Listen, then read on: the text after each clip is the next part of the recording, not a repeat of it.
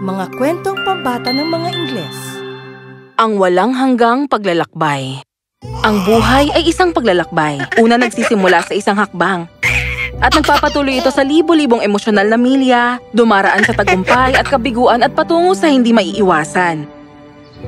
Habang dapat tayong magpasalamat sa pagdaan ng oras at panahon at sa nararanasan nating natatanging paglalakbay, karamihan ay bigong maranasan ito.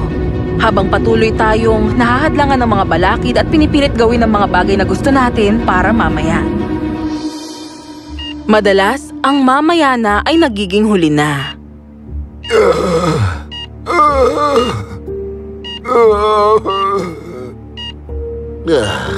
Wala na siyang natitirang oras. Bigyan mo siya ng penicillin at i-check kada kalahating oras. Opo, Doktor. Hello, Richard! Richard! Imulat mo ang mga mata mo!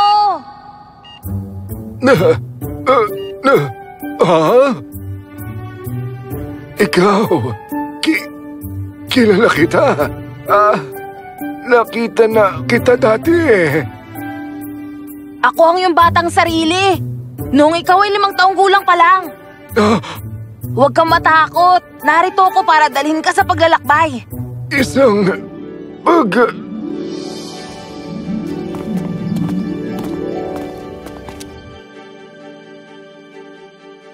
Nanlaki ang mga mata ni Richard dahil sa pagkabigla. May tumulong mga luha rito. Siyang ang mama ko. Napakabata pa niya dyan. Nakalimutan ko na kung gaano siya kaganda. At yan naman ako. Maya-maya ay may kumatok sa pintuan. Papunta na! Ito ay ang landlord. Narito ako para sa renta. 3 buwan na kayong walang bayad. Bigyan niyo pa ako ng konting araw. Ako'y... Hindi. Magbayad ka ng renta o alis ka sa bahay ko. Hindi ito isang kawang gawa. Nagmamakaawa ako. Pakiusap. Kahit konting araw lang. Gagawa ako ng paraan. Hindi. Ang hindi ay hindi. Umalis na kayo. Ngayon na! Pero saan kami pupunta ng baby ko? Wala akong pakialam. Umalis na kayo. Mama! Nagtatrabaho ka ng sobra para mapalaki mo ako. Napakadami mong pinagdaan ng hirap. Ay, Mama. Oh! Ha? Halika! May iba pa akong gustong ipakita sa'yo. Ikaw? Lumaki ka na! Oo! Sumama ka sa akin!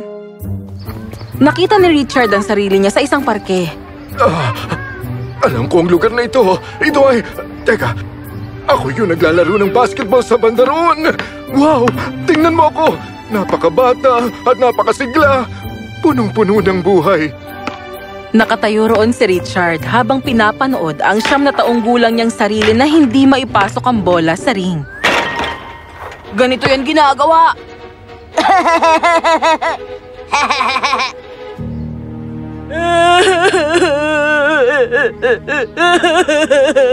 Ay, naku po. Umiiyak na siya. Dapat may magsabi sa kanya na hindi pa yun ang wakas ng mundo. Mas maganda ang naghihintay sa kanya. Pero... Pinagsisisihan ko na hindi ko itinuloy ang hilig ko sa basketball. Ay. Tara! May papakita pa ako sa'yo. Ano? Wow! Ang college ko! At... ako yun na! Kasama ang mga kaibigan ko! Pakiramdam ko, napakatagal na nito pero parang kahapon lang din ang nakaraan.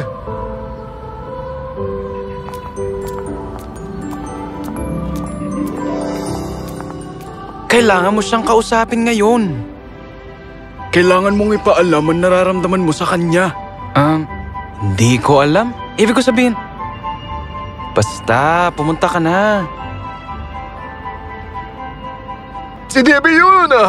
Diyos ko, nakalimutan ko na ang tungkol sa kanya. Tiningnan lang ni Richard ang 18 taong gulang niyang sarili na magtapat kay Debbie. Pero hindi ito naging maganda. Oh, Richard! Nasaktan siguro ako. Sorry, hindi ko na matandaan kung gaano kasakit iyon pero ang alam ko mas magandang bagay naghihintay sa'yo. Pero pinagsisisihin ko na hindi sinabi kay Debbie na wala naman akong ginawang masama.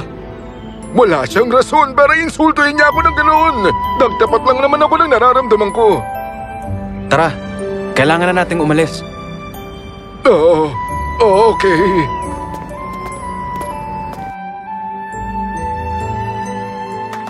Yeah! Yay! Congratulations! Kakaiba talaga ang mundo, hindi ba? Noong mga nakaraang taon, iniiyakan ko si Debbie at ngayon, pinakasalan ko ng pinakamahal kong si Elisa.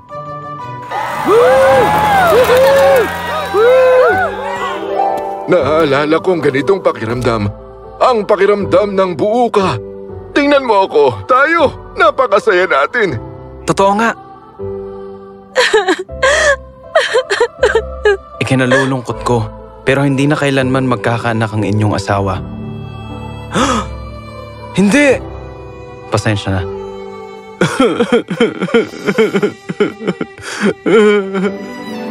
Masama ang loob namin ng araw na yun, ako at si Elisa. Pero habang nasasaktan siya, bigla namang nagbago ang emosyon ko. Dapat kasi naging mas maingat ka. Ayoko nang makarinig ng kahit ano. Hindi ko dapat ginawa yun sa kanya. Alam mo, pinagsisisihan kong hindi magkaroon ng anak. Pero habang binabalikan ko ito, pwede naman pala kaming magampon. Tara, magpatuloy pa tayo. Ikaw! Ako! Lahat kami ay ikaw, Richard. Halika na. Nakita ni Richard ang 50 taong gulang niyang sarili, malapit sa old age home. Patawarin niyo po ako, Mama. Sana may iba pang paraan. Pakiusap, anak. Ayoko talagang manirahan dito. Gusto ko manatili sa poder mo. Pangako, hindi ako magiging pabigot sa'yo. Hindi naman sa ganon, Mama. Alam niyo naman kung gaano kami kabisi ni Elisa sa mga trabaho namin. Habang tumatagal ay nahihirapan na kami at wala rin namang mag-aalaga sa inyo. Mababait ang mga tao rito. Aalagaan nila kayong mabuti. Magiging masaya kayo. Oo, anak. Hindi ako magiging masaya kung wala ka. Pero kung ganito ang gusto mo, di sige. Ang kaligayahan mo ang lahat-lahat para sa akin, mahal kong anak. Kahit ano pang mangyari, alagaan mo ang sarili mo.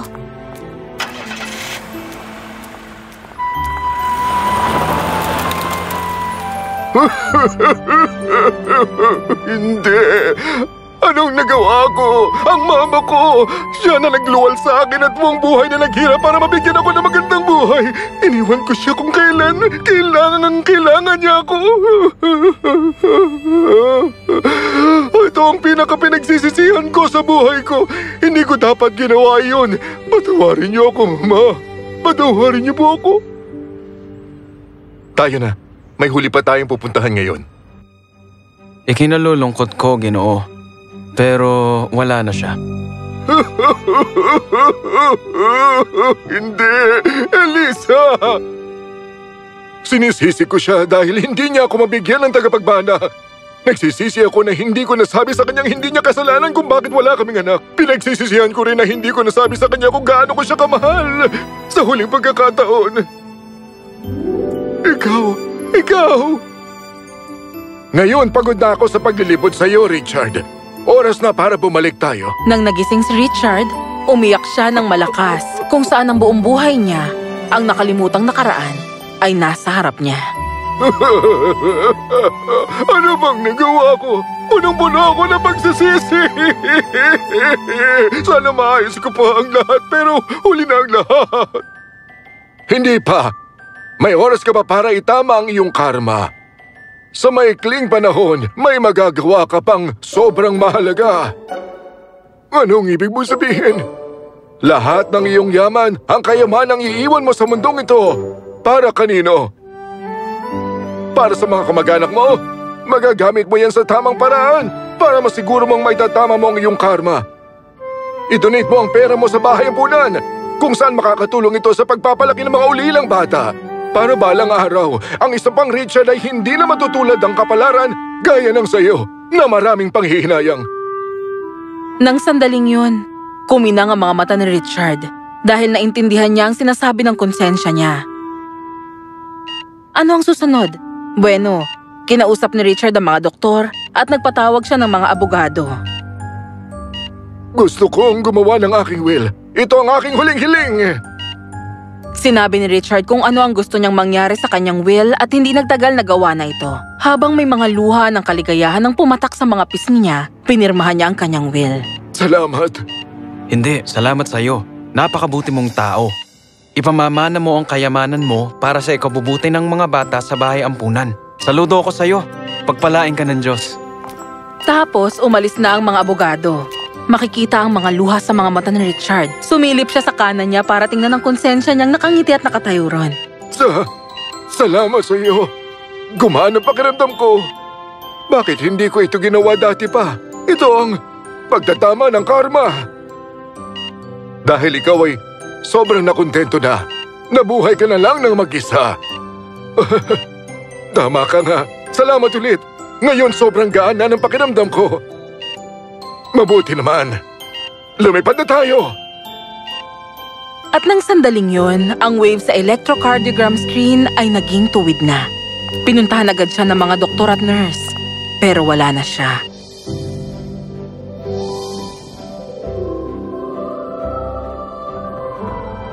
Muli namang nakasama ni Richard ang kanyang ina at asawa niya. Makikita ninyong lahat sila ay masaya. At pagkatapos, tumalikod sila at naglakad na papalayo. Pero huwag ninyong isipin na ito ng kanilang katapusan dahil ito ang simula ng kanilang walang hanggang paglalakbay. Ang wakas.